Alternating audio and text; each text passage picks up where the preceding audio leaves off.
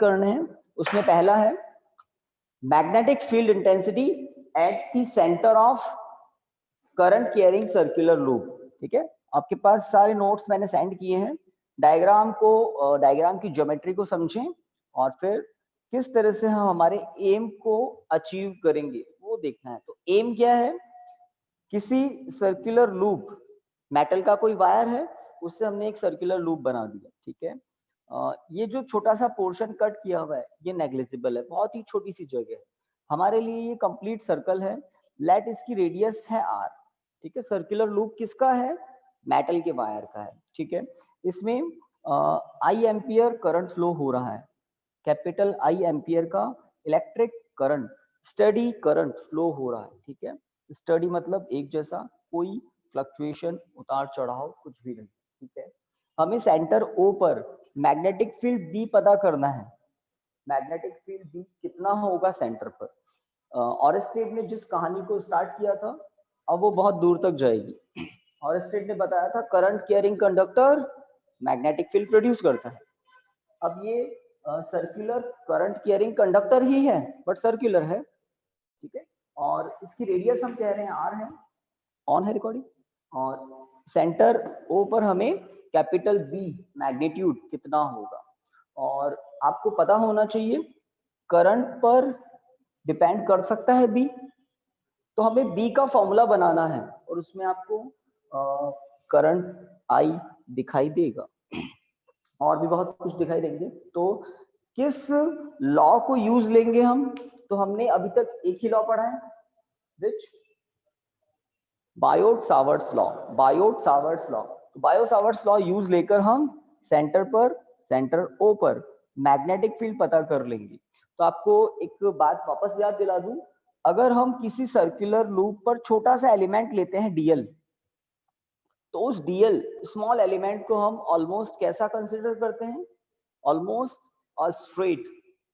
Straight consider कर सकते हैं छोटे से एलिमेंट को। और उसके वेक्टर की डायरेक्शन, डीएल तो एक लेंथ एलिमेंट है, डीएल वेक्टर हम कहते हैं, डीएल वेक्टर। तो डीएल वेक्टर की डायरेक्शन ऑलवेज कहाँ होती है, टेंजेंट के अलोंग। ठीक है, तो इस पॉइंट पर टेंजेंट के अलोंग। ठीक है, ऑब्जर्वेशन पॉइंट कौन सा है, सेंटर है ना।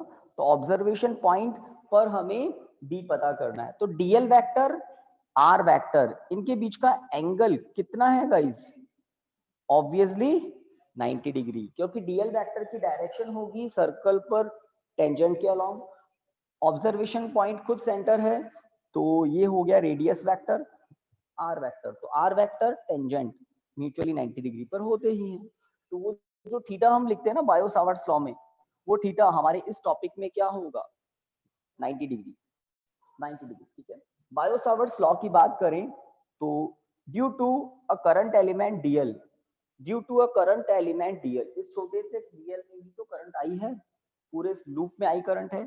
तो इस एलिमेंट, ओनली इस छोटे से एलिमेंट का सेंटर पर कितना मैग्नेटिक फील्ड होगा, dB, according to Biot Savart's law, mu naught upon 4 pi I dl sine theta upon r square. तो डायग्राम बनाकर हम इस एक्सप्रेशन से डेरिवेशन स्टार्ट करते हैं। किसका हेल्प ले रहे हैं, बायो-सावर्ट्स लॉ का हेल्प ले रहे हैं। ठीक है, तो किसी आर रेडियस के करंट कैरिंग सर्कुलर लूप के सेंटर पर मैग्नेटिक फील्ड। अब हम स्टार्ट करते हैं आगे। ये तो छोटा सा एलिमेंट है और ये छोटा सा एलिमेंट डीएल किसका है, आर रेडियस के सर्कुलर लूप का। ठीक है, what about sine theta in the present case, because theta equal to 90 degree, so dB becomes mu naught upon 4 pi I dl upon r square। पहला काम, theta 90 degree है तो sign 90 हो गया 1। अब आपको पता होना चाहिए कि dl जो कि एक छोटा सा एलिमेंट है, जब हम इस एक्सप्रेशन का इंटीग्रेशन करेंगे तो हमें सेंटर पर टोटल मैग्नेटिक फील्ड मिलेगा। आपको याद होगा अपने फर्स्ट चैप्टर में ऐसे इंटीग्रेशन किए थे, लाइक E इक्वल टू या phi equal to integration over a close loop E dot ds। तो वहां इंटीग्रेशन पर एक सर्कल अप्लाई किया था फर्स्ट चैप्टर में, जब गॉस गॉसेस लॉ या उसके एप्लीकेशन जब हम कर रहे थे तब हमने इंटीग्रेशन पर एक सर्कल अप्लाई किया था। ऐसा काम आज भी करेंगे। उसका रीजन क्योंकि हम एक ऐसा इंटीग्रेशन करेंगे जो एक क्लोज्ड पाथ है। एक हमारे लिए एक सर्कल क्या है? क्लोज्ड पाथ, ठीक है। तो बी, लेट बी क्या है? Total magnetic field at point O. तो टोटल मैग्नेटिक फील्ड क्या होगा? यस,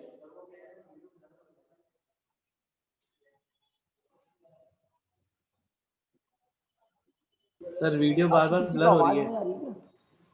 भाई वीडियो सही चल रहा है गाइस? यस सर, सही चल रहा है ना? ठीक है, वीडियो ठीक चल रहा है। Total magnetic field at point B, integration of mu naught upon 4 pi I dl upon r square. Integration पर ये सर्कल हम अप्लाई कर देते हैं।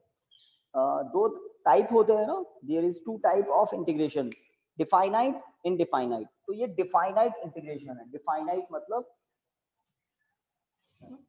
बिल्कुल ये एक इसकी लिमिट है, इनफाइनाइट नहीं है, ठीक है, फाइनाइट इंटीग्रेशन ही है। ओके, तो कौन कौन कांस्टेंट लग रहे हैं आपको डायग्राम में देखकर? तो mu naught upon 4 pi is a constant. I study current है, एक जैसा करंट है। लूप की रेडियस चेंज नहीं होती। तो कौन चेंज होता है? इस लूप पर डीएल अपनी पोजीशन चेंज कर सकता है। डीएल यहां भी हो सकता है, डीएल आप यहां भी ले सकते हैं, डीएल आप इस पूरे सर्कल के सरकमफेरेंस पर कहीं भी ले सकते हैं। तो डीएल का इंटीग्रेशन क्या होगा? कोई बोला ही नहीं। एल, डीएल का इंटीग्रेशन एल होता है। तो एल क्या है? एल इस पूरे लूप की लेंथ है। और सर्कुलर लूप की लेंथ क्या होती है? 2 पाई आर। सरकमफेरेंस होती है, है ना? सरकमफेरेंस मतलब 2 पाई आर। तो किसी सर्कुलर लूप को आप कट करके उसको सीधा कर दे तो उसकी लेंथ क्या होगी? सरकमफेरेंस के इक्वल ही होगी। तो next step B equal to mu naught upon 4 pi I upon r square, I upon r square into 2 pi r circumference, because L equal to 2 pi r. ठीक है, कुछ कैंसिल हो रहा है, कैंसिल करते हैं। तो finally we get the result d equal to mu naught I upon 2r, mu naught I upon 2r। बताइए कुछ ठीक है या? इसके बाद ये देखिए आप लोग, सही है? कुछ कैंसिल हो रहा है, 2 कैंसिल हो रहा है, नीचे 4 था 2 बच गया, पाई कैंसिल हो रहा है, एक r कैंसिल हो रहा है। तो जो रिजल्ट आपके सामने है बहुत बहुत बहुत यूजफुल रिजल्ट है। और इस टॉपिक को हम क्या कहते हैं? Magnetic field eight the centre of current carrying circular loop. Circular loop, इस सर्कुलर लूप में सिंगल टर्न है, एक ही टर्न है, सिंगल लूप ही तो है, एक ही टर्न है। अगर सर्कुलर लूप के प्लेस पर कहें आपको कॉइल, कॉइल, तो कॉइल में हम कहते हैं मोर देन वन टर्न। अगर एक टर्न है तो कहते हैं लूप, और एक से ज्यादा लूप हो, तो नंबर ऑफ टर्न्स बहुत सारे हो, तो हम वर्ड यूज लेते हैं कॉइल। इस तरह से, जैसे ये हेलिकल शेप की होती है इस तरह से, तो यहाँ पर करंट के आने जाने के लिए जगह है। और बहुत क्लोज होते हैं ये इनके टर्न। आपने स्प्रिंग देखी होगी, बट स्प्रिंग की तो अच्छी खासी लेंथ होती है। ये जो कॉइल होती है इसमें रेडियस ज्यादा होती है और थिकनेस बहुत कम। तो बहुत कम थिकनेस में बहुत सारे टर्न्स आ जाते हैं। अगर सिंगल टर्न हो तो ये फॉर्मूला हमने अभी अभी डेराइव किया है सिंगल टर्न के लिए। अगर ज्यादा टर्न हो तो, अब एक टॉपिक जो हमने किया है इसी को थोड़ा सा और एनालिसिस इसका कर लेते हैं। काफी जब न्यूमेरिकल करोगे तो आपको वो न्यूमेरिकल कॉम्प्लिकेटेड होते हुए भी कॉम्प्लिकेटेड लगेंगे नहीं। तो अगर ये टॉपिक आ जाए तो कर लेंगे। derive the formula for magnetic field intensity at the center of current carrying circular loop। तो डायग्राम बनाकर बायो सावर्ट को याद कर लेना। थीटा कितना होता है? 90 डिग्री, साइन 91 हो गया, इस एक्सप्रेशन का इंटीग्रेशन करना है और आपको क्या मिलेगा, रिजल्ट, मतलब सेंटर पर मैग्नेटिक फील्ड। ठीक है, अब ये तो बेसिक काम था कि हाँ हमने फॉर्मूला डेराइव कर लिया। अब इस बेसिक फॉर्मूला को देखकर थोड़े से स्पेशल काम करते हैं। एक बात जो अभी अभी बता रहा हूं, अगर नंबर ऑफ टर्न्स एक नहीं हो, ज्यादा हो, वन नहीं मोर देन वन, तो क्या हो जाता है, B equal to N mu naught I upon 2r। अब ये जो कैपिटल N है ना, ये है नंबर ऑफ टर्न्स। अगर सिंगल टर्न है तो n की वैल्यू 1 पुट कर दो, सेम रिजल्ट मिलेगा। ठीक है, अगर n की वैल्यू 5 हो 10 हो तो उतना टाइम्स हो जाता है मैग्नेटिक फील्ड। ठीक है, एक और बात क्या, अगर हाफ साइकिल हो, सिंगल टर्न भी नहीं है, हाफ टर्न है, होता है ना, सेमी सर्कल भी तो होते हैं कुछ, तो अगर सेमी सर्कल है तो सेंटर O पर और करंट कैरिंग है, इसमें I करंट फ्लो कर रहा है, इधर से आ रहा था I करंट, हाफ साइकिल पूरा किया और सीधा निकल गया, तो सेंटर O पर मैग्नेटिक फील्ड कितना होगा। तो जब हम कह रहे हैं कि अगर नंबर ऑफ टर्न्स ज्यादा हो तो मैग्नेटिक फील्ड ज्यादा हो जाता है। अब टर्न एक भी नहीं है, आधा ही है, हाफ टर्न हाफ साइकिल, तो मैग्नेटिक फील्ड क्या होगा, तो मैग्नेटिक फील्ड हो जाएगा 1/2 mu naught I upon 2r, बिल्कुल लॉफुल तरीके से। अगर हाफ साइकिल है तो हाफ 1/4 पार्ट हो तो 1/4 कर दो, है ना। एक और डायग्राम देख लो, जैसे सर्कल है, इसको मैं 4 पार्ट में डिवाइड कर देता हूं, इसमें से 3/4 पार्ट मैंने इरेज कर दिया, 3/4 पार्ट तो हटा ही दिया। ठीक है, अब ये जो पोर्शन बचा आपको पता है ये क्या है, 1/4 क्वाड्रेंट है ना, यहां से करंट आ रहा था, यहां से चला गया, ए से लेकर बी तक क्या है, 1/4 पार्ट ऑफ अ सर्कल। तो इसका जो सेंटर था O, उस O पर मैग्नेटिक फील्ड B कितना होगा, तो बिल्कुल लॉफुल तरीके से ही होगा, जितना होना चाहिए, 1/4 ऑफ दिस, 1/4 ऑफ दिस। ठीक है, हाँ अब एक जनरल फॉर्मूला बता देता हूं। तो मैंने 4 स्पेशल मेन फॉर्मूला के बाद 3 स्पेशल केसेस आपको बता दिए। अगर नंबर ऑफ टर्न सिंगल हो तो ये, अगर number of turns more than 1 हो तो ये, नंबर यहां तो हम कहेंगे हाफ साइकिल हो तो ये, 1/4 साइकिल हो तो ये, क्वाड्रेंट बोलते हैं इसको सेमी सर्कल बोलते हैं। ठीक है, हाँ और थोड़ा कम करें, और कम करते चलिए, ये सर्कल का आर्क है और ये अपने सेंटर पर कितना एंगल बना रहा है, लेट ये अपने सेंटर पर 30 डिग्री एंगल बना रहा है। अब और इस छोटे से पार्ट में आई करंट फ्लो कर रहा है, ओ पॉइंट पर, ओ से आर्क AB की रेडियस कितनी है, ठीक है, तो ये AB क्या है, सर्कल का आर्क है छोटा सा, मेटल का वायर है A से B तक, ठीक है, आर्क जिसकी रेडियस R है, एंगल कितना सबटेंड कर रहा है, 30 डिग्री। अब O पर मैग्नेटिक फील्ड कितना होगा, तो एक जनरल फॉर्मूला आ जाता है जिससे सारे रिजल्ट आ जाते हैं। तो B इक्वल टू होता है mu naught I upon 2r into theta upon 360 degree. तो ध्यान दें, this is the general result. आप देख सकते हैं ये वाला जो आर्क है A से B तक, ये सेंटर पर कितना एंगल सबटेंड कर रहा है, तो सभी को क्लियर है कितना कर रहा है ना। और ये जो आर्क है A से लेकर ये B तक, ये सेंटर पर कितना एंगल सबटेंड कर रहा है, 180 डिग्री, है ना। तो जब हम इस जनरल रिजल्ट में थीटा की वैल्यू 90 पुट करते हैं तो ये रिजल्ट आ जाता है। जब हम इस जनरल रिजल्ट में थीटा की वैल्यू 180 पुट करते हैं तो ये रिजल्ट आ जाता है ना, बिल्कुल आ जाता है। This is the general result. तो एक डेरिवेशन आप करते हैं, फिर बस सिंपल लॉजिक लगाकर बाकी रिजल्ट आपके सामने। तो इसके पीछे मैंने 4 बता दिए, एक इसके बाद 2 3 4 और ये जनरल रिजल्ट, ठीक है ना।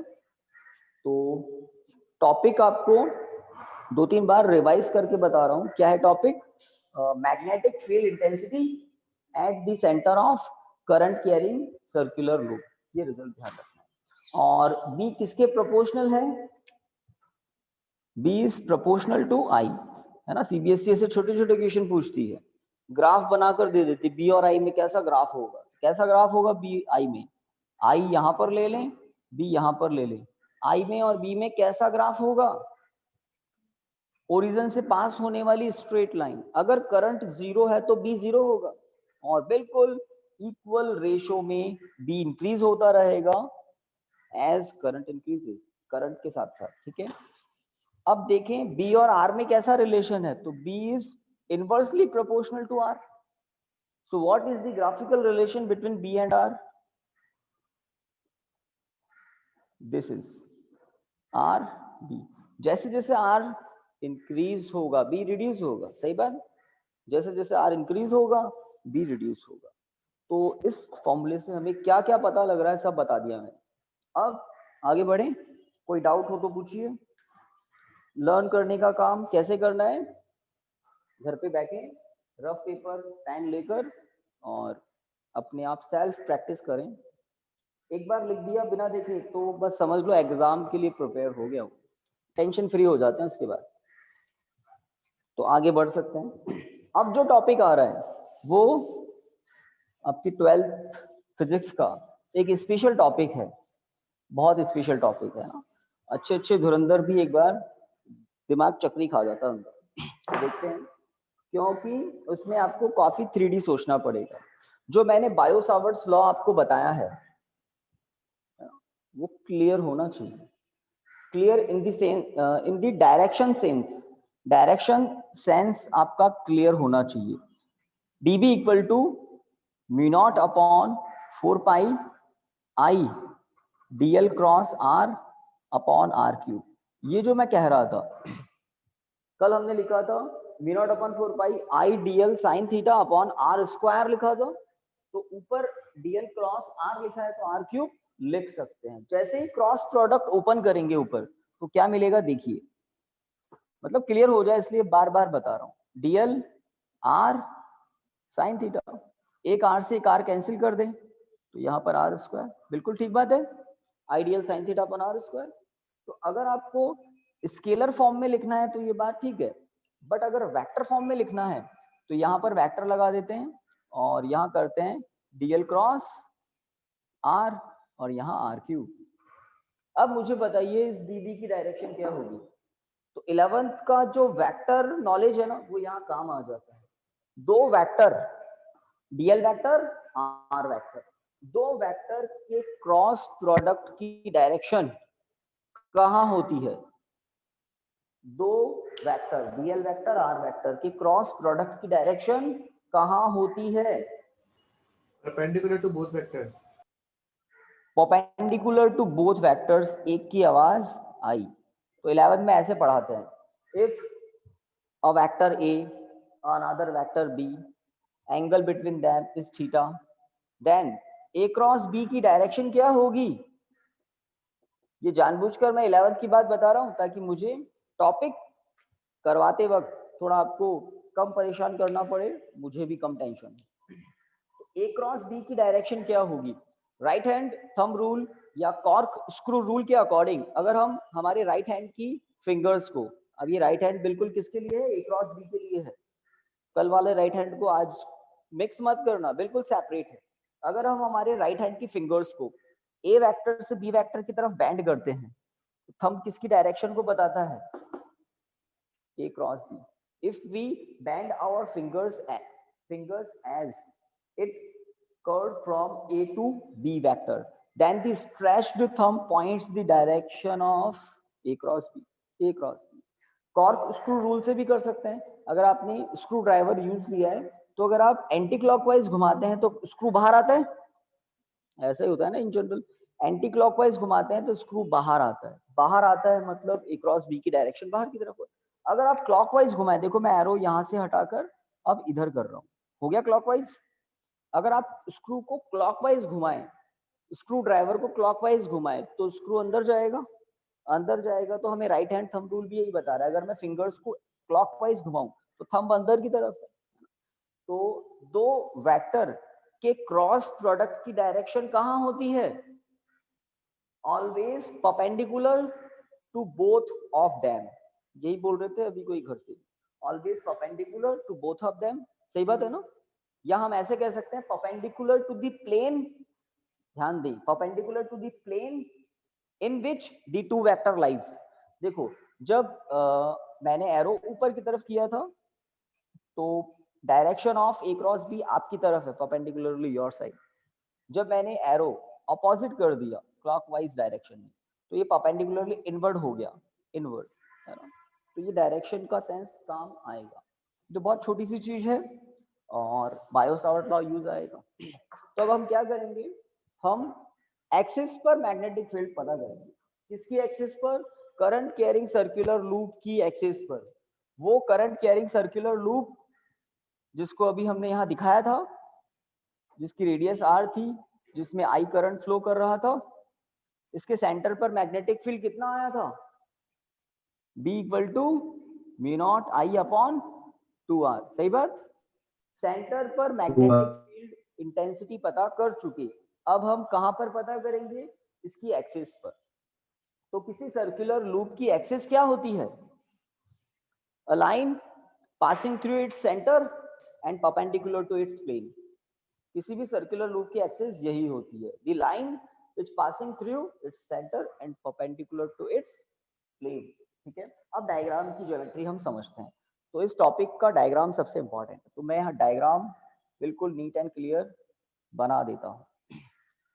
तो 3 डायमेंशनल एक फिगर है ये, यहाँ पर करंट के आने जाने के लिए हमने थोड़ा सा स्पेस दिखा दिया। ये सर्कुलर ही है बट 3D में है, तो अभी आपको ये ऐसा ही नजर आएगा। Okay, this is z axis, this is x axis, this is y axis.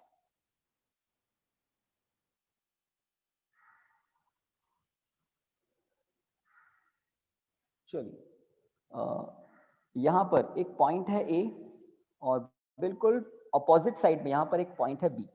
तो AB क्या हुआ? डायमीटर हो गया ना।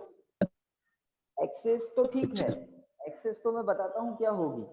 ये इसका सेंटर है O, किसका? सर्कुलर लूप का सेंटर। ठीक है, और this is x axis, this is z axis, this is y axis. Actual में x axis is the axis of circular loop in this diagram. Axis की डेफिनेशन क्या बताई मैंने? सर्कुलर लूप का एक्सिस क्या होता है? The line passing through its centre and perpendicular to its plane, perpendicular to its plane. तो x axis, y axis, z axis में से ओनली x एक्सिस वो एक्सिस है जो सर्कुलर लूप के प्लेन के परपेंडिकुलर है। तो मुझे बताइए सर्कुलर लूप किस प्लेन में है? मैथमेटिक्स वाले तो फटाफट बता देते हैं ये बातें। ये सर्कुलर लूप किस एक्सिस में है, किस प्लेन में है? YZ प्लेन में है। ट्रू, ये Y और ये Z, तो YZ प्लेन में है कौन? The circular loop. Circular loop YZ plane में है हमारे इस डायग्राम के अकॉर्डिंग। एक बात और, इस सर्कुलर लूप का एक्सिस कौन है? X axis is the axis of this circular loop. Geometry clear होनी चाहिए, ठीक है। हाँ, तो AB क्या है? डायमीटर। AB डायमीटर है। A से O तक लेट इसकी रेडियस है A, O से B तक ऑल्सो रेडियस ही होगी A, O सेंटर है, ठीक है। करंट हम लेट इस डायरेक्शन में एज्यूम कर लेते हैं, एक कांस्टेंट करंट I फ्लो कर रहा है एज शोन इन डायग्राम, दिख रहा है ना आपको। तो यहाँ से करंट ऊपर जा रहा है, यहाँ से पीछे से बाहर आ रहा है, फिर ये अंदर जा रहा है इस तरह से, ठीक है। तो 3D में आपने, मैं एक बार बता देता हूँ फिर आप इसको दिमाग में फिट कर लेना, जिस तरह से मैं यहाँ पर दिखा रहा हूँ। तो मार्कर का पॉइंटर मेरी तरफ है, ठीक है, मार्कर का पॉइंटर मेरी तरफ है और ये एक्सिस है। तो ये सर्कुलर लूप कैसा है? तो ये कुछ इस तरह से है, ठीक है। कौन सा प्लेन है ये? YZ प्लेन, YZ प्लेन है ये। अब इसको दिमाग में फिट रख लेना, समझ रहे ना। तो ये जो अब मैं पार्ट कर रहा हूँ ये आपकी तरफ है, ये ऊपर और फिर अंदर जाकर ये पीछे, समझ रहे हैं ना। मार्कर बोर्ड किस प्लेन में है? जल्दी बताओ। XY वीडियो पॉज हो गया।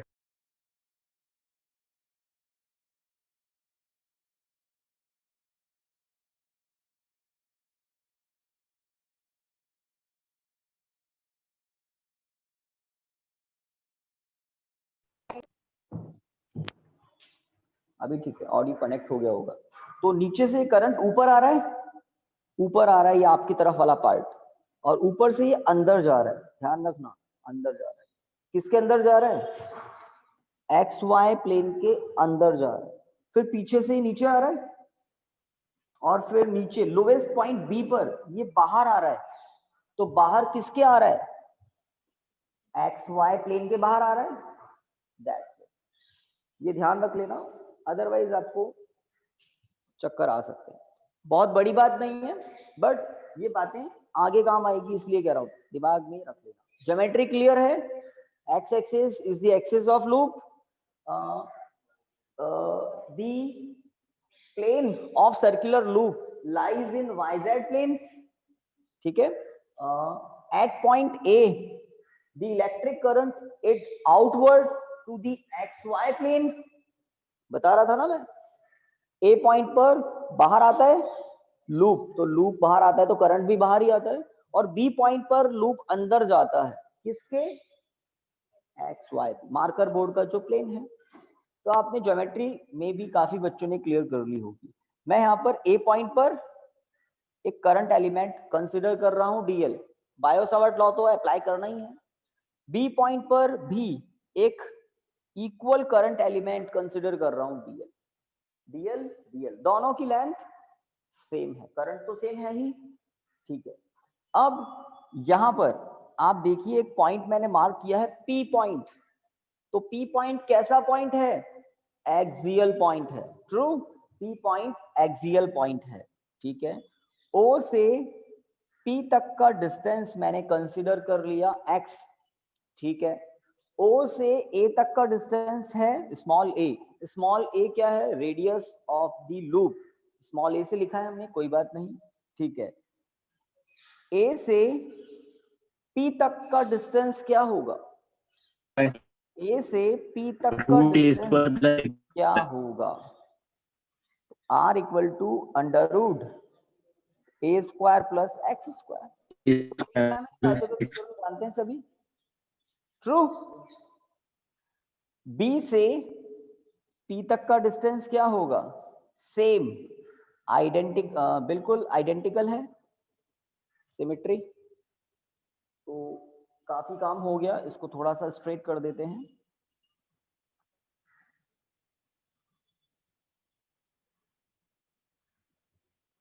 ठीक है, हाँ। अब मैं आपको वही बात याद दिला दूं, the direction of DB is where?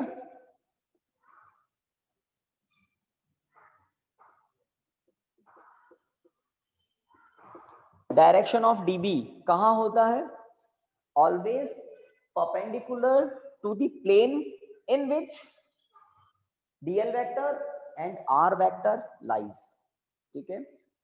Top most point पर ए पॉइंट पर जो छोटा सा एलिमेंट होगा वो किसके परपेंडिकुलर होगा? एक्स वाई प्लेन के परपेंडिकुलर होगा। इस तरफ कर रहा हूं मैं हाथ को, समझ रहे हैं। और करंट की डायरेक्शन की बात करें तो करंट पीछे से ऊपर आ रहा है और फिर ए पॉइंट से वो बाहर आता है। जस्ट ए पॉइंट पर करंट बाहर आता है, फिर वो नीचे चला जाता है, और लोएस्ट पॉइंट बी पर करंट परपेंडिकुलरली अंदर जाता है, केवल एक बी पॉइंट पर, समझ रहे हैं। तो ए पॉइंट पर जो छोटा सा एलिमेंट है, छोटे से एलिमेंट को हम nearly equal to straight consider करते हैं। तो ए पॉइंट पर डीएल का डायरेक्शन क्या होगा?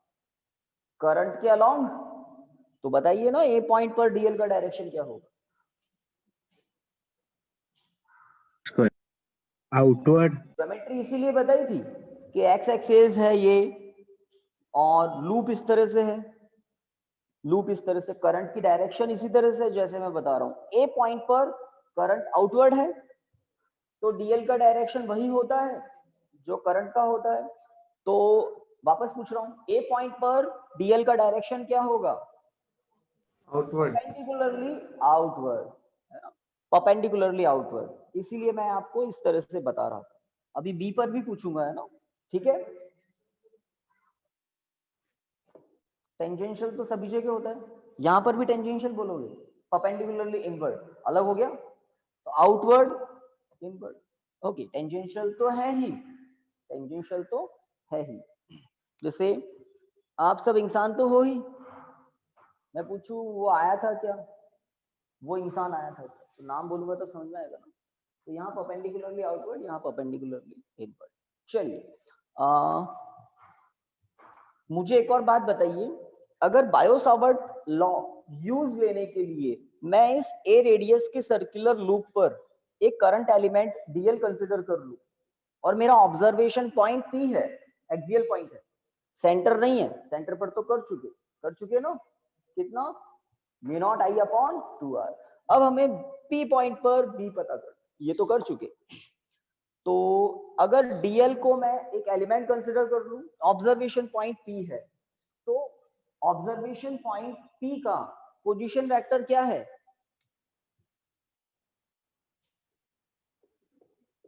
देख रहे हैं ना, ए से पी तक।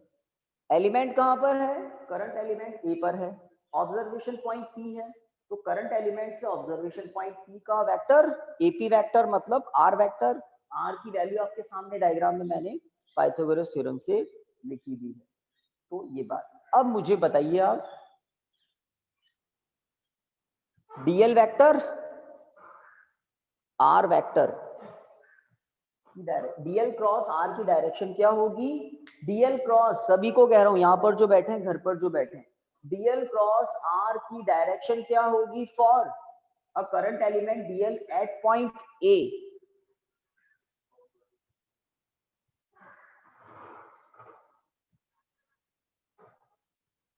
और आंसर वही है जो मैंने उस समय बोला था, जब इसको लिख रहा था ना, उस समय बता रहा था।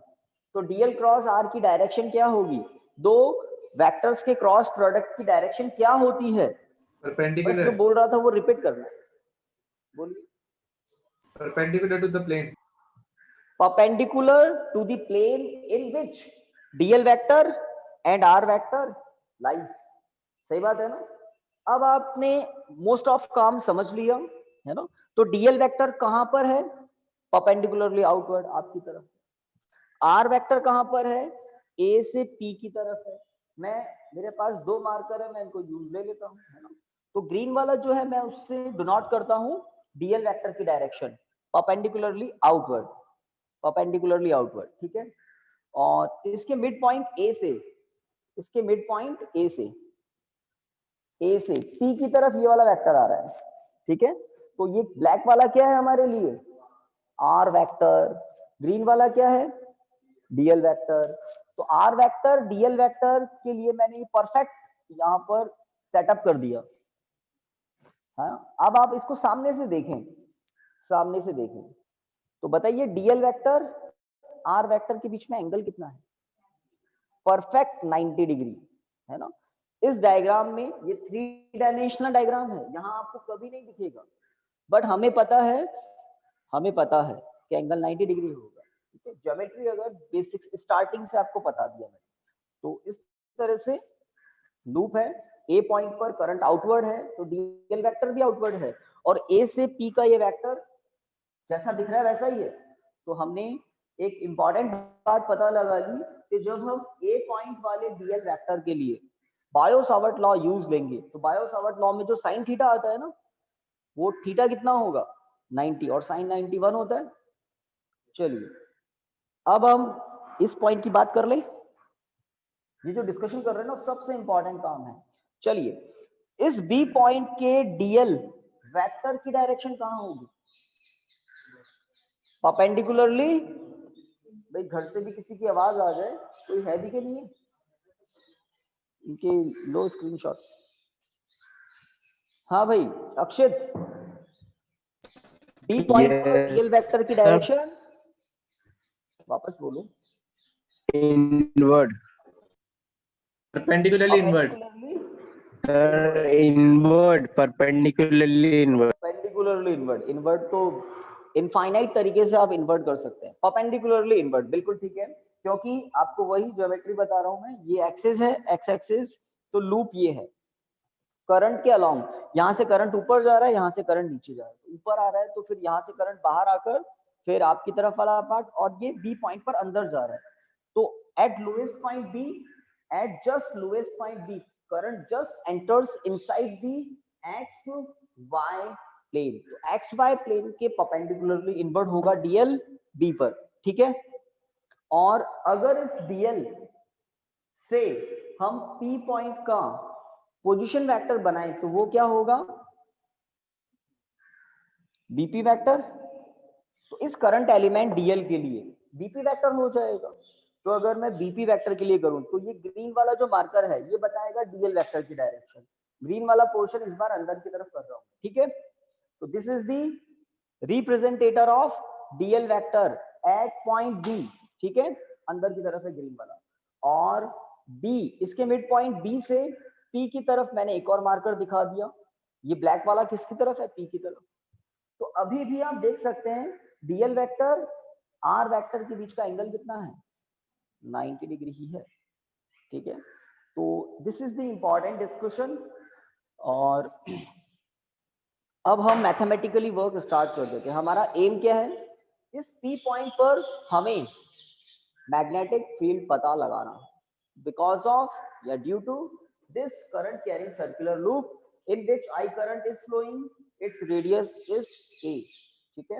और O पॉइंट से P पॉइंट का डिस्टेंस कितना है, सेंटर से ऑब्जर्वेशन पॉइंट कितना डिस्टेंस पर है, x पर, और P पॉइंट है कहां पर, सर्कुलर लूप की एक्सिस पर। ज्योमेट्री हर एंगल से मैंने क्लियर कर दी है। चलिए, तो बायो-सावर्ट लॉ मैं यूज लेता हूं ऊपर वाले करंट एलिमेंट के लिए, पहले ऊपर वाले करंट एलिमेंट के लिए, ठीक है। देखिए dB equal to mu naught upon 4 pi I dl upon r square, sine 90 कितना होता है, 1, क्या लिखना था ना साइन थीटा, वो साइन 90 मैंने क्या कर दिया, this is the magnetic field, यहाँ dB, this is the magnetic field at point P due to this current element dl at point A। हाँ, इस dB को मैं यहां शो करना चाहता हूं P पॉइंट पर, कैसे शो करूं, तो आपको याद दिला दूं, जब हम इस dl की बात कर रहे थे तो ग्रीन वाला आउटवर्ड लिया था, और इसके मिड पॉइंट A से ये ब्लैक मार्कर ने किसको रिप्रेजेंट किया था, AP वेक्टर को, मतलब R वेक्टर को, सही बात। तो ये जो मैंने अभी प्लेन दिखाया है आपको, ये प्लेन बन रहा है किससे, डीएल वेक्टर आर वेक्टर से प्लेन बन रहा है। बचपन में आपने स्लोप पर स्लाइड किया है फिसल पट्टी पर, तो ये कुछ ऐसा हो गया ना, दिस इज अ प्लेन, एक प्लेन है। तो बार बार हम वही बात कर रहे हैं कि दो वेक्टर्स के क्रॉस प्रोडक्ट की डायरेक्शन कहां होती है, always perpendicular to the plane in which the two vector lies, ठीक है। तो इस पी पॉइंट पर डीबी की डायरेक्शन क्या होगी वो देखिए आप। तो मैंने बिल्कुल केयरफुली इस डीबी को किसके परपेंडिकुलर दिखाया है, उस प्लेन के, उस प्लेन के, उस प्लेन के, जिस प्लेन में ये दोनों हैं, कौन दोनों हैं, DL vector and R vector, DL vector and R vector, है ना। तो इस प्लेन के परपेंडिकुलर है ये, प्लेन के परपेंडिकुलर, ठीक है। अब आप कहेंगे प्लेन के परपेंडिकुलर तो दो डायरेक्शन होती है, इस प्लेन के परपेंडिकुलर ऊपर भी हो सकती थी, नीचे भी हो सकती है। तो आप राइट हैंड थंब रूल से चेक कर लो, राइट हैंड थंब रूल से चेक कर लो, इस डीएल एलिमेंट में करंट आउटवर्ड था, तो छोटे से एलिमेंट को स्ट्रेट कंसीडर करते हैं, तो थंब की डायरेक्शन करंट के अलोंग कर दो, परपेंडिकुलरली आउटवर्ड, थंब को परपेंडिकुलरली आउटवर्ड कर दो, कर्व फिंगर्स किस तरह से होगी, इस तरह से।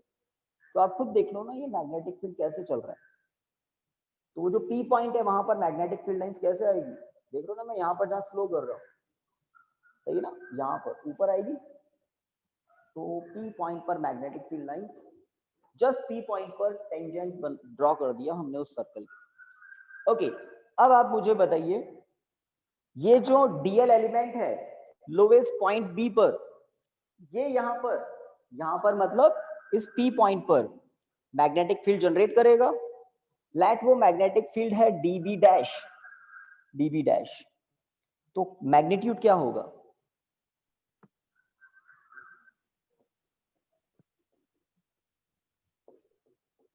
बिल्कुल सेम। तो डिफरेंट क्या है? डायरेक्शन देखिए अब, दिस इज dB डैश, और ये dB डैश किसके परपेंडिकुलर है? उस प्लेन के जिसमें ये dl वेक्टर और वो r वेक्टर लाई करेगा, है ना। तो D पॉइंट का dl वेक्टर परपेंडिकुलरली इनवर्ट था, ग्रीन से ही दिखाया था, याद है ना कुछ? D पॉइंट पर dl अंदर की तरफ था और ये r वेक्टर, एक प्लेन बन रहा है। इस प्लेन के, दिख रहा है ये प्लेन, है ना, इस प्लेन के परपेंडिकुलर होगा dB dash. Right hand thumb rule के अकॉर्डिंग इस ग्रीन मार्कर को देखें परपेंडिकुलरली इनवर्ड है, तो थंब की डायरेक्शन परपेंडिकुलरली इनवर्ड करेंगे करंट के अलोंग, तो कर्व फिंगर्स आप देखें किस तरह से होगी, इस तरह से। तो ये मैग्नेटिक फील्ड होगा इस डीएल एलिमेंट का, इस तरह से मैग्नेटिक फील्ड जनरेट होगा। तो यहाँ पर मैग्नेटिक फील्ड नीचे जा रहा है डीबी डैश, ठीक है। तो अब आगे बढ़ते हैं, डायग्राम अब एंडिंग की तरफ है। मैंने एक कंस्ट्रक्शन किया है, एक डॉटेड वर्टिकल लाइन मैंने ड्रॉ की है, ठीक है। तो आई थिंक आपको दिख गई होगी, एक डॉटेड वर्टिकल लाइन मैंने ड्रॉ की है, और मैं एज्यूम कर लेता हूं, क्या टाइम हो गया?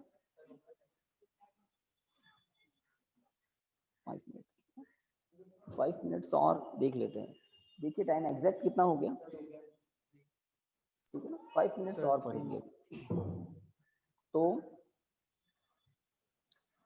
यहां पर एक एंगल मैं एज्यूम कर लेता हूं अल्फा, तो यहां पर भी अल्फा ही होगा, ठीक है।